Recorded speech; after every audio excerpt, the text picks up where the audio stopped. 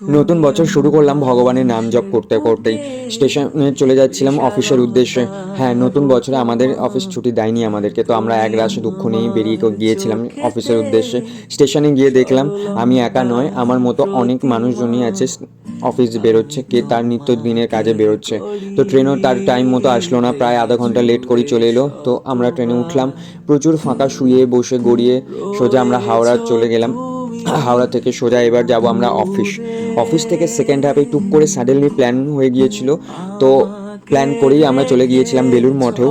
বেলুড় মঠে প্রচুর পরিমাণে ভিড় ছিল, তো রাস্তাতেও ভিড় ছিল। স্টেশনটা বেলুড়ের একটু ফাঁকা ছিল, তো সেখান থেকে আমরা যখন বেলুড় মঠ জাস্ট এন্ট্রি করছি, এত মানুষের ঢল নেমে গিয়েছিল, তো আমরা বুঝতেও পারিনি। কারণ দুর্গাপুজোর সময় তো যখন আমরা আসি তখন এতটাও ফাঁকা থাকে, এতটাও ভিড় হয় না।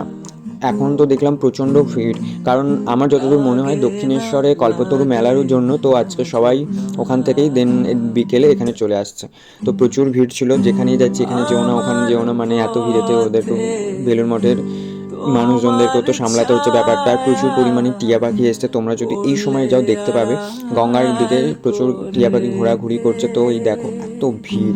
আর লাস্ট আমরা বেরিয়ে যাচ্ছিলাম, তারপর সিনেতেই আমরা সন্ধ্যাকালীন আরতিটা, যেটা 5টা 25-এ বেলুড় মঠে শুরু হয়, সেটা আমরা দেখলাম। দেখে এবার আমরা আস্তে আস্তে বাড়ির উদ্দেশ্যে রওনা দেবো। টাটা।